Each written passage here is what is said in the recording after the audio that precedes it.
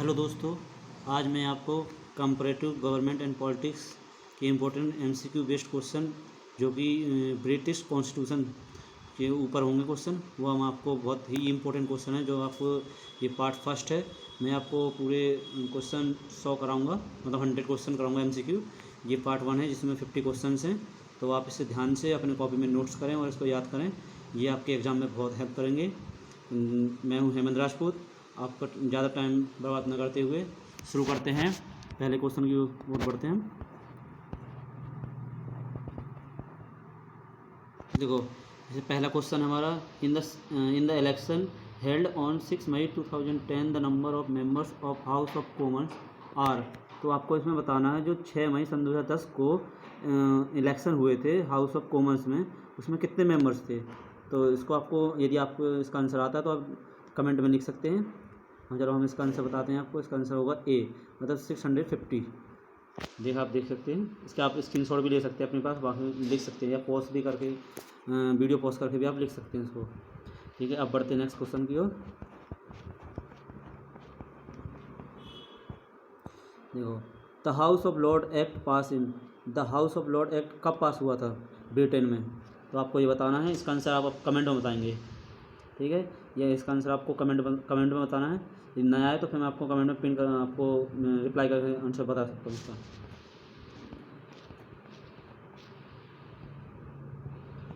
आप बताना है, David Cameron the prime minister of UK belong to which party.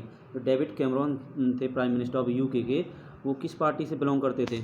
तो आपको इसका आंसर पता है तो देखो क्या करना है, आपको पता ही है फिर। तो चलो इसका आंसर जानते हैं। इसका आंसर कौन सा है, ए, लेबर पार्टी। ठीक है, अब बढ़ते हैं नेक्स्ट क्वेश्चन की ओर।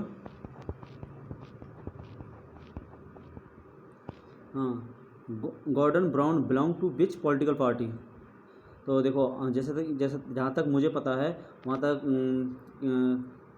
ब्रिटेन में बाई पार्टी सिस्टम है, मतलब 2 पार्टी ही चुनाव लड़ सकती हैं। तो जहाँ तक मैं जानता हूँ, लेबर पार्टी और लिबरल डेमोक्रेटिक 2 पार्टी के अलावा शायद ही मैं तीसरी पार्टी हो।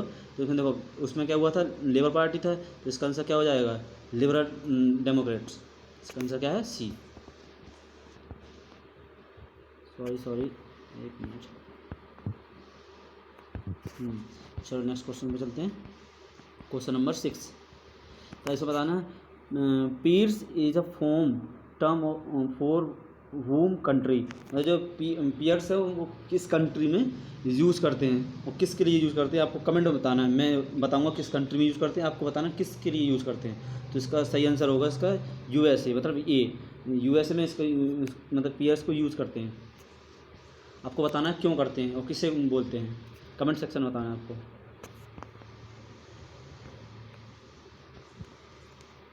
नेक्स्ट क्वेश्चन है अपने पास। नेक्स्ट क्वेश्चन है, the system of government that exist in today can perhaps the best describe as a mixed governmental system with the monarch seeming to be and parliament in fact being the senior partner. आपको इसका answer comment section में देना है।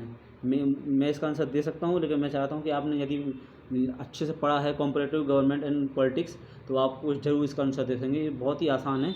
इसका answer आपको comment section में बताना है। यदि नया है तो आपको कमेंट करके पूछना है, मैं आपको कमेंट नहीं बताऊँगा। लेकिन इसका आंसर सही है, जर्मनी। इसका आंसर होगा जर्मनी। ये क्यों है ये आपको पता लगाना है।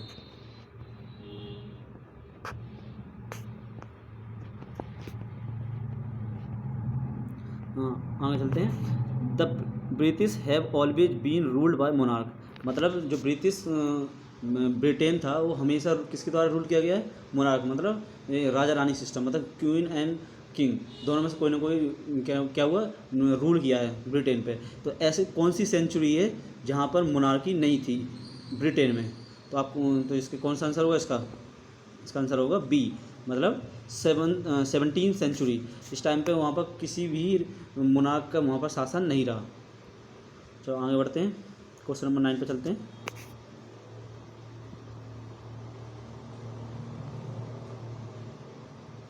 क्वेश्चन नंबर 9 में पूछा है, the monarch then is a personification of. इसका आंसर क्या होगा बताइए अब। इसका आंसर हो जाएगा बी, मतलब UK, United Kingdom. Next question की ओर बढ़ते हैं। Parliament is dissolve by, parliament को किसके द्वारा डिजॉल्व किया जा सकता है? इसका आंसर होगा ए, मतलब मोनार्क के द्वारा, जो वहाँ का राजा या रानी, द क्वीन एंड किंग होगा, उनके द्वारा ही, क्योंकि वो क्या नाम है, हेड ऑफ द स्टेट है, nominal head of the state, वो सॉरी नॉमिनल नहीं है, वो हेरिडिटरी मतलब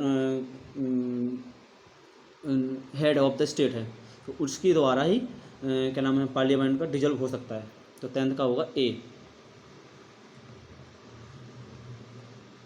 आगे चलते हैं। Each session of parliament in UK open with the speech of, 11वें का आंसर होगा आपका बी, मतलब क्वीन।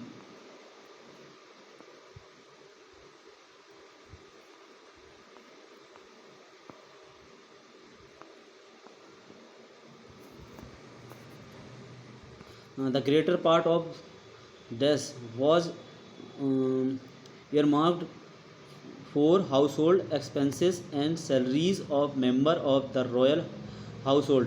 तो आपका 12th क्वेश्चन नंबर का होगा आंसर ए, मतलब सिविल लिस्ट।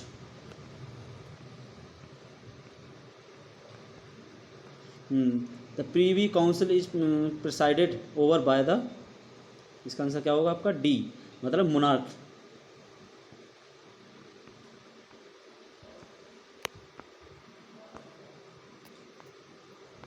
अब क्वेश्चन नंबर 14 पे आते हैं। The quorum is privy council is, quorum privy council मतलब जो प्रीवी काउंसिल है उसमें कितने मेंबर्स थे? तो आपको इसका आंसर क्या होगा 3।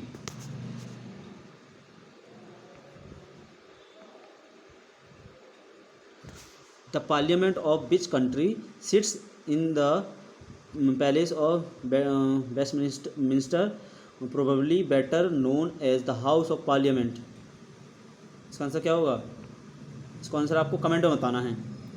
तो इस क्वेश्चन को आपको कमेंट में बताना है, इसका आंसर मैं बता सकता था, लेकिन आपको इसका आंसर ज़रूर पता होना चाहिए। इसको आपको कमेंट में टाइप करके बताना है। यदि नहीं आया तो आप कमेंट में बता सकते हैं, तो मैं आपको कमेंट में इसका आंसर जरूर दूंगा। तो बढ़ते नेक्स्ट क्वेश्चन को बढ़ते हैं, क्वेश्चन नंबर 16 पे।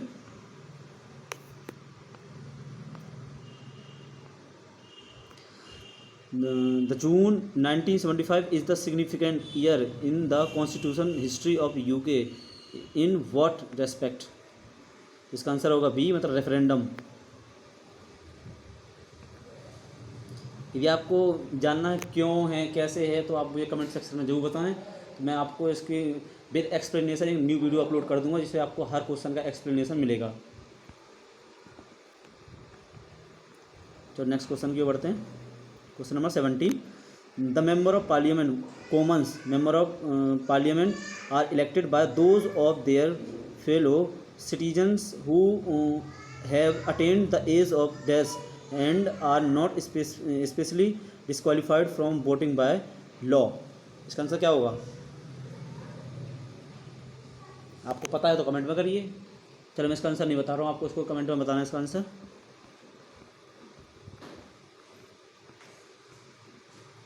क्वेश्चन नंबर 18 पे चलते हैं। The cabinet meeting in UK is usually held every Wednesday morning in the cabinet rock at. इसका आंसर क्या होगा? सोचिए आप। चलो नहीं पता, हम बताते हैं फिर। इसका आंसर होगा A, 10 Downing street.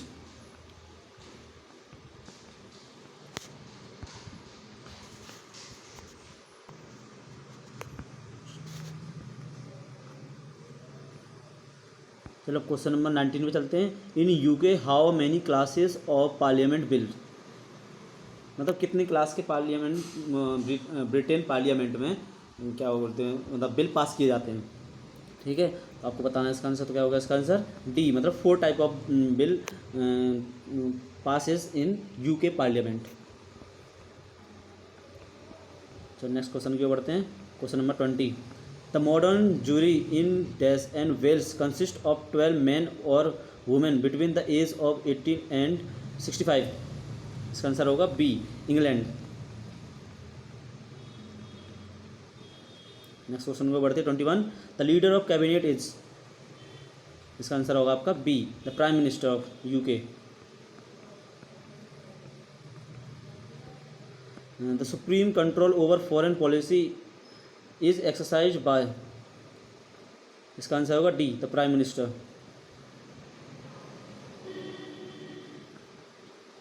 The prime minister of Britain is elected by, आपको बताना प्राइम मिनिस्टर ऑफ यूके कितने ईयर्स के लिए इलेक्ट किए जाते हैं। तो इसका आंसर क्या होगा आपका डी, मतलब 5 ईयर्स के लिए। अब आपको कमेंट सेक्शन में बताना कि अपने इंडिया के प्राइम मिनिस्टर कितने ईयर्स के लिए इलेक्ट किए जाते हैं। और ये भी आपको बताना है कि इंडिया में नॉमिनल हेड होता है या मोनार्की हेड होता है, ये आपको बताना है। The office and the function of prime minister are based on constitutional convention. इसका आंसर होगा ए।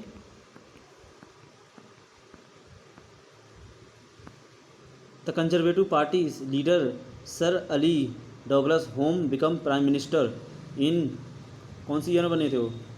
इसका आंसर होगा B, 1963, 1963। In 1979 Mr Batson was removed by, इसका आंसर होगा बी आपका मिसेस थैचर। चलो क्वेश्चन नंबर 27 पे चलते हैं। The tenure of Mrs Thatcher was, इनका टेन्योर कितना था मिसेस थैचर का? तो इनका आपका आंसर होगा इसका बी, मतलब फ्रॉम 1979 टू 1989, मतलब 10 ईयर्स का था इनका टेन्योर। 28 क्वेश्चन की ओर बढ़ते हैं। In Britain the head of the civil services, जो हेड ऑफ सिविल सर्विस का हेड कौन होता है ब्रिटेन में? उसका हेड होता है क्वीन। इसका आंसर होगा ए, सॉरी इसका हेड, सॉरी मैं थोड़ा गलत हो गया। इसका आंसर होगा द प्राइम मिनिस्टर, मतलब जो हेड ऑफ सिविल सर्वेंट का होता है वो आपका होता है प्राइम मिनिस्टर।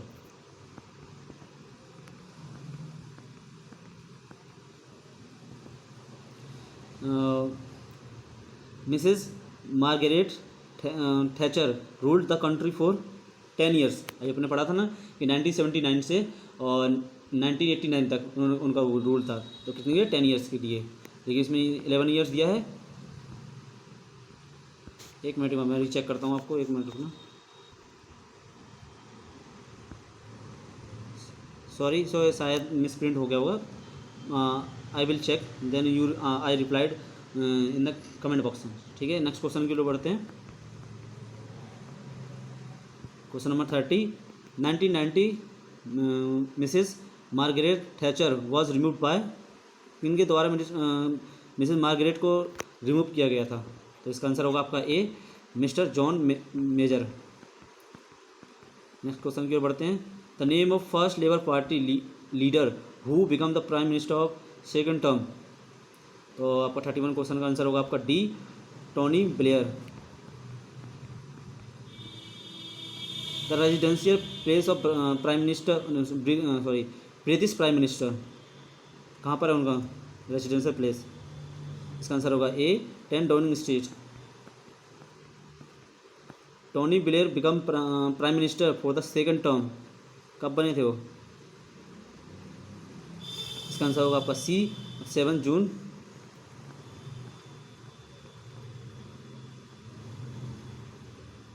और इन the British constitution the real executive authority is, real executive authority किसके पास होती है ब्रिटेन में?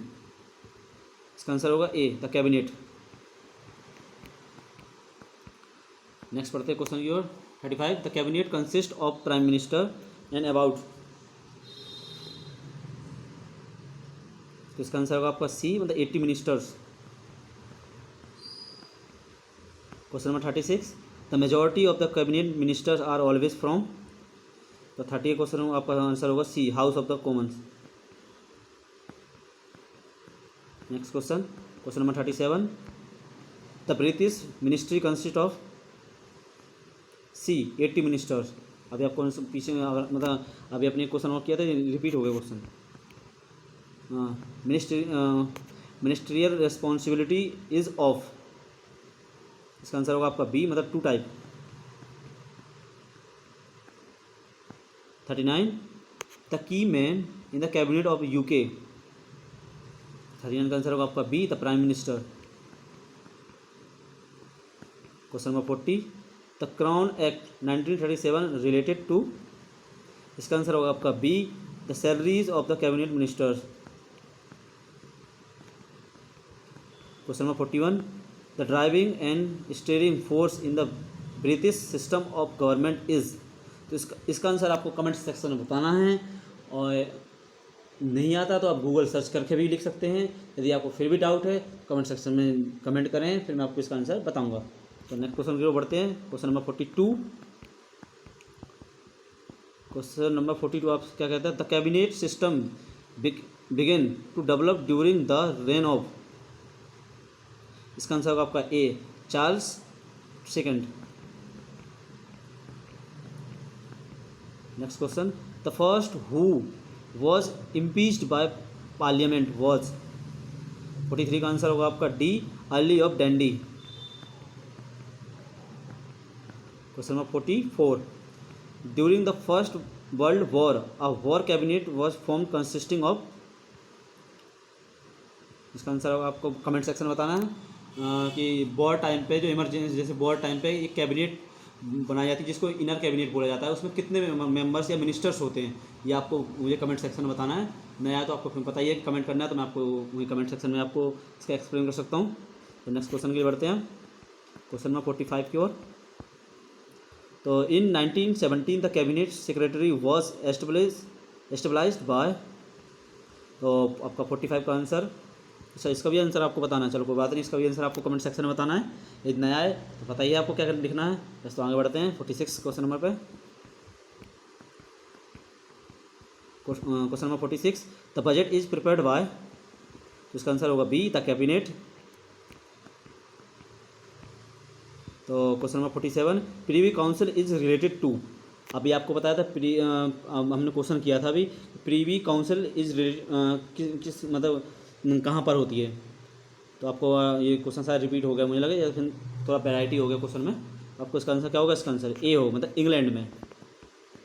क्वेश्चन नंबर 48 की ओर बढ़ते हैं। पीसी मीन्स मतलब क्या होता है, अभी आपने पढ़ा है प्रीवी काउंसलर्स। इसका आंसर क्या होगा, A. The title of privy councillors is. इसका आंसर होगा C, right honourable. Question number 50, the order issue by privy council are. इसका आंसर क्या होगा, डी। ये हमारे आज के वीडियो का आखिरी क्वेश्चन था। यदि आपको वीडियो पसंद आया तो लाइक, कमेंट, सब्सक्राइब और शेयर ज़रूर करें। यदि आपको और क्वेश्चन इसके चाहिए ब्रिटिश कॉन्स्टिट्यूशन के या फिर किसी और कॉन्स्टिट्यूशन के, तो आप कमेंट मेंशन करें, तो मैं आपको इसका पार्ट 2 भी बनाऊंगा, और अदर कॉन्स्टिट्यूशन में भी आपको कम से कम 100 क्वेश्चन लेके आऊँगा, कम से कम 100 क्वेश्चन। यदि आपको एक्सप्लेनेशन चाहिए तो आप कमेंट सेक्शन में बता सकते हैं। मैं इसको एक सेपरेट वीडियो बना के हर क्वेश्चन को, मतलब जो इम्पोर्टेंट ज़्यादा खास हैं उनको मैं अच्छे से एक्सप्लेन करके विद रीजन आपको बताऊंगा, ताकि आपके दिमाग में माइंड सेट रहे कि यहाँ पेपर में आप ऑप्शन भी याद ना हो तो आप वहाँ पर एक अपने एनालाइज करके आंसर दे सकते हो। तो आप हमारे चैनल को सब्सक्राइब करें और दोस्तों को शेयर ज़रूर करें, और बाकी आपको पता ही है, अच्छी लगे तो लाइक तो बिल्कुल भूलना ही मत। थैंक यू, धन्यवाद।